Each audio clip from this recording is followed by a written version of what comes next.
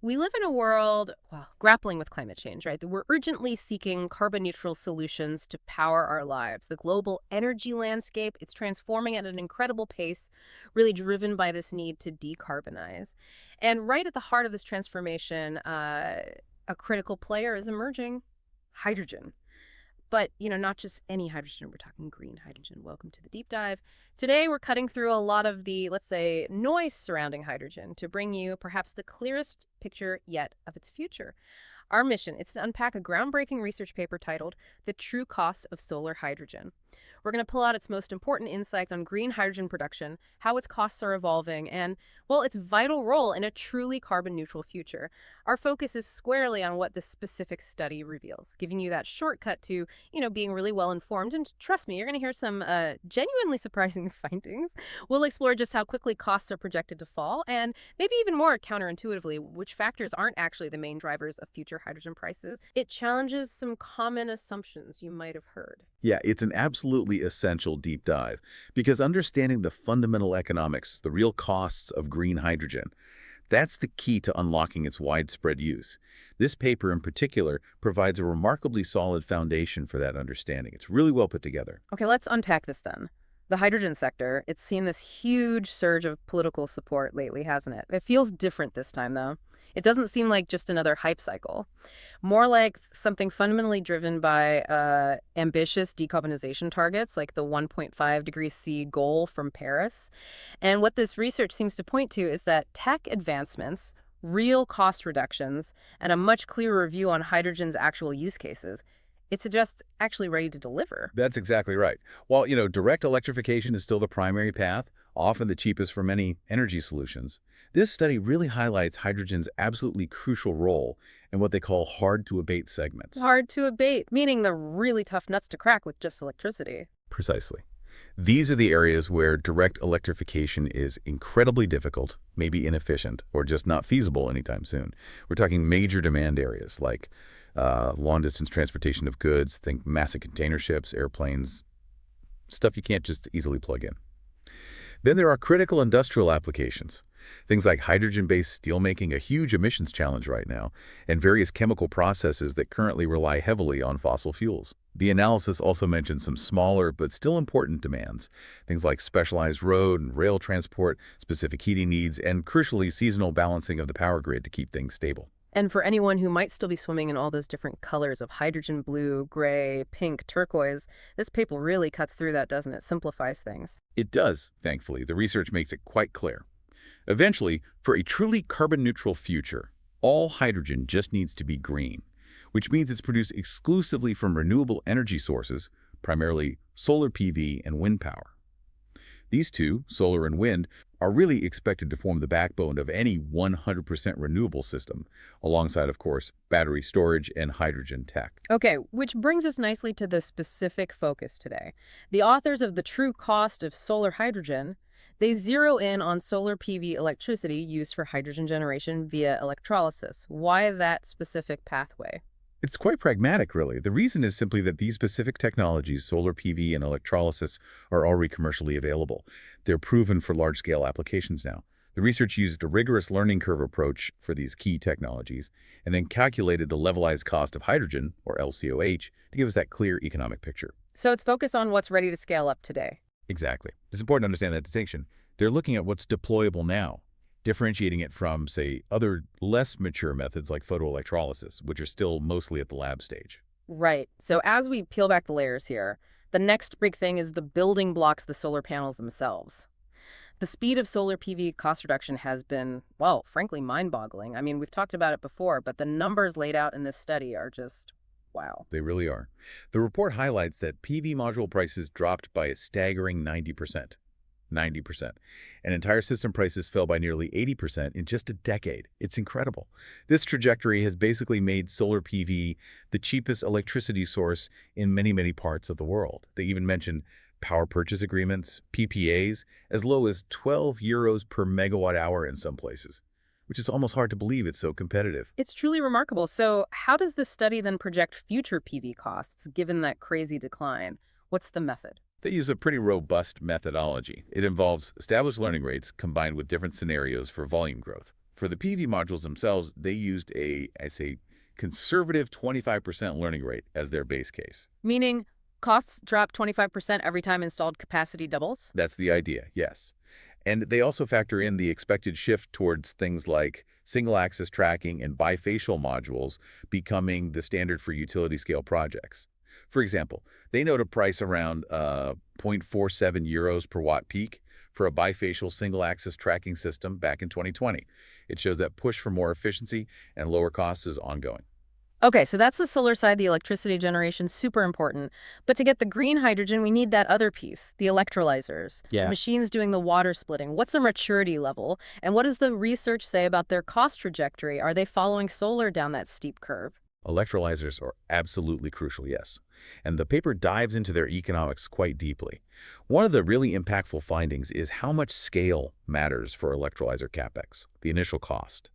While most projects back in 2018 were pretty small, like under 1 megawatt electrical. Tiny, relatively speaking. Yeah, exactly. This analysis focuses on utility-scale systems, think 100 megawatts electrical or bigger. And at that scale, the costs are dramatically lower, something like 5.5 times lower than the smaller 200 kilowatt systems, for instance. Scale really changes the game. Okay, so what are the projected numbers then? Well, the study gives a compelling base case capex projection for a 100 megawatt system, starting at about 400 euros per kilowatt electrical in 2020. Then, it's projected to decrease to around 240 euros per kilowatt by 2030, and quite astonishingly, further down to just 80 euros per kilowatt electrical by 2050. That's a huge drop. 80 euros, wow. And there's more. The research also points out that directly connecting these electrolyzers to DC power from the solar panels can cut costs further by minimizing the need for certain power electronics. Plus, the efficiency of the electrolyzers themselves is projected to increase notably from around 67% today up to maybe 76% by 2050. So, better performance too. Okay, so we've got rapidly falling solar costs, scaling electrolyzers getting cheaper and more efficient. If we put all these pieces together, what does this actually mean for the bottom line? The levelized cost of hydrogen, the LCOH. Right, the LCOH. The study provides a remarkably clear picture here. Currently, the global LCOH range is somewhere between 31 and 81 euros per megawatt hour of hydrogen, based on its lower heating value, LHV. That translates to about 1.0 to 2.7 euros per kilogram of hydrogen. Okay, 1 to 2.7 euros per kilo now. And that range depends a lot on location. Hugely. It depends significantly on the location's solar resources. So, for example, the Atacama Desert in Chile, fantastic sunshine, offers the lowest cost currently, whereas somewhere like Helsinki, Finland, much less sun, is understandably among the highest. Yeah. But here's the kicker, and this is truly remarkable. The paper projects a rapid decrease in these costs. We're looking at about a 33% reduction by 2030, so quite soon. And then a substantial 67% reduction overall by 2050. 67%. So where does that land the cost by mid-century? By 2050, the LCOH could reach an incredibly competitive 10 to 27 euros per megawatt hour hydrogen. Or, in terms most people grasp better, just 0.3 to 0.9 euros per kilogram of hydrogen. So potentially under 1 euro per kilo. Wow, 0.3 to 0.9 euros per kilo. That's a staggering drop. Almost unbelievable. And you mentioned earlier there was a surprising aha moment in the study. Something about what's really driving these costs. That maybe flips common assumptions. Yes, exactly. And this is where the paper delivers a truly fascinating insight. Something that might really shift your perspective on where the hydrogen cost challenge lies. We often focus intently on the electrolyzer, right? It's the complex bit of kit doing the splitting. Sure, seems like the high-tech part. But what the analysis actually reveals is that the cost of the PV electricity, the input energy, is already about 63% of the total LCOH today. And get this share, the electricity cost share, is projected to rise to a dominant 74% by 2050. 74%. So you're saying it's not really about making the electrolyzer itself dirt cheap. It's almost entirely about making the solar electricity dirt cheap. Precisely. That's the crucial implication. It means that the electrolyzer capex, while obviously important, will not be the major factor shaping future LCOH. The battle for truly cheap green hydrogen will primarily be won or lost out on the solar field by continuing to hammer down the cost of renewable electricity. Not so much in the electrolyzer factory itself. It also kind of debunks a common idea that low-cost electrolyzers are somehow held back by solar PV yield. No, the cost and efficiency of the power source is absolutely paramount. That is a really critical insight. It shifts the focus significantly. So if the electrolyzer cost isn't the main lever going forward, what factors can still significantly influence these impressive cost projections? What did the sensitivity analysis show? Yeah, the sensitivity analysis in the report is very telling, and it really reinforces that core point. Unsurprisingly, the biggest impact on LCOH comes from the location, specifically the solar yield you get there, which determines the electrolyzer's full load hours. Yeah. Makes sense, right? More sun, cheaper hydrogen. Right. Location, location, location. Absolutely. Other significant factors include the nominal weighted average cost of capital, the WACC, basically the cost of financing these huge projects. Changes in WACC, just 300 basis points, can swing the LCOH by over 20%, so finance costs matter. And overall, PV volume growth also has a substantial effect, impacting PV capex significantly by 2050. Okay, so location, finance, overall solar deployment. Exactly. But what's really reinforcing that aha moment is this. The analysis shows that changes in the electrolyzer learning rate, or its full load hours, or even hypothetically increasing the electrolyzer capex by 50%, all have relatively minor impacts on the final LCOH. Really? Even a 50% hike in electrolyzer cost doesn't move the needle much? Comparatively, no. It just underscores how dominant the electricity cost becomes. The study also corrects a common overestimation of operating costs, OPEX. It clarifies that stack replacement costs, a big maintenance item for electrolyzers, are often mistakenly put into annual OPEX budgets from day one. But they should only be factored in when they actually occur, years down the line, and properly discounted. So the true OPEX is often lower than assumed. It all points back to electricity costs being king. Okay, this all sounds incredibly promising, economically speaking, but how does this translate to the real world? How will green hydrogen actually compete? Where does it fit in? The study provides some really compelling comparisons on that front. It suggests that solar hydrogen is already competitive today with low-carbon, natural gas-based hydrogen, SMR with carbon capture and storage, CCS in good solar locations outside Europe and even in southern Europe. Already competitive with blue hydrogen in some places. In the best locations, yes. And the projection is that by 2030, so not far off, it will be competitive globally, even against traditional high-emission SMR without CCS, once you properly factor in the cost of CO2 emissions. Okay, so it's coming for fossil hydrogen's crown, especially with carbon pricing. What about specific uses? Where does the study see it making the biggest impact? Looking at key use cases. In transport, while battery electric vehicles look set to dominate passenger cars in shorter routes due to higher efficiency, hydrogen becomes crucial for long-distance aviation and the marine sector, think ships and planes, areas where battery weight and charging times are just prohibitive. It also shows real promise for heavy-duty road transport, big trucks, where, again, battery weight is a major issue. Just as an example, a paper compares costs for hydrogen buses. Around 10 cents per kilometer for SMR hydrogen now versus maybe 10 to 27 cents per PV hydrogen in 2021. But by 2050, that PV hydrogen cost drops dramatically to just 3 to 9 cents per kilometer. That's a massive future cost advantage. Yeah, that really paints a picture. What about those huge industrial applications you mentioned? Steel, chemicals. Industrial processes are a truly enormous potential market. The research highlights green steel, where hydrogen replaces polluting coke as the reducing agent in blast furnaces.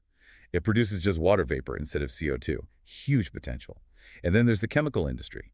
Massive projected demand for feedstocks like e-ammonia, potentially needing 3,800 terawatt hours of hydrogen by 2050. 3,800 terawatt hours. That's colossal. It is, and e-methanol, another key chemical, could demand an astonishing 15,200 terawatt hours of hydrogen by 2050. These are essential decarbonization pathways for industries that are very hard to electrify directly. And finally, electricity production itself, using hydrogen for power. Yes, it's seen as critical there too, mainly for balancing the grid with all the intermittent renewables coming online, particularly for meeting peak power demand. Gas turbine manufacturers are already committed to turbines that can run on 100% hydrogen by 2030, which signals a clear pathway. The study shows the current levelized cost of electricity generated from solar hydrogen in a prime spot like Atacama is around 111 euros per megawatt hour today. But that's projected to drop significantly too, down to about 64 euros per megawatt hour by 2050, making it a viable option for grid firming. So it complements renewables rather than competes directly for baseload. Generally, yes. If we connect this to the bigger picture, the paper consistently emphasizes that hydrogen isn't some silver bullet for everything. It's part of an overall energy system optimization. It's typically best suited for applications that cannot be directly electrified efficiently or effectively in the foreseeable future. That makes it an indispensable component, but not the only component, of a fully decarbonized global energy system. Okay, so let's quickly recap the core message from this study. The true cost of solar hydrogen. Green hydrogen, it seems, is clearly set to become a fundamental energy vector for a 100% sustainable future. It has immense growth potential from maybe 20 gigawatts electrical installed today to potentially an astounding 17 terawatts electrical by 2050. That's huge growth. And the costs are falling rapidly, with that LCOH projected to drop to an incredible zero point 0.3 to zero point 0.9 euros per kilogram of hydrogen by mid-century. Absolutely. And if we connect this to the bigger picture, this study makes it crystal clear. While direct electrification remains totally key for many, many applications, green hydrogen isn't just some alternative option for certain sectors. For critical areas like heavy industry and long-haul transport, it's proven to be perhaps the only viable path we have to full decarbonization. Its cost trajectory, driven mainly by solar PV's relentless cost decline, really positions it to be globally competitive with fossil fuel hydrogen very, very soon. Which really raises an important question for you, our listener. As green hydrogen becomes increasingly cost competitive and hopefully widely available, which industries or aspects of daily life do you think will be most profoundly transformed by this clean fuel? It's certainly a story that's still unfolding fast, and one we'll definitely keep exploring right here on the Deep Dive.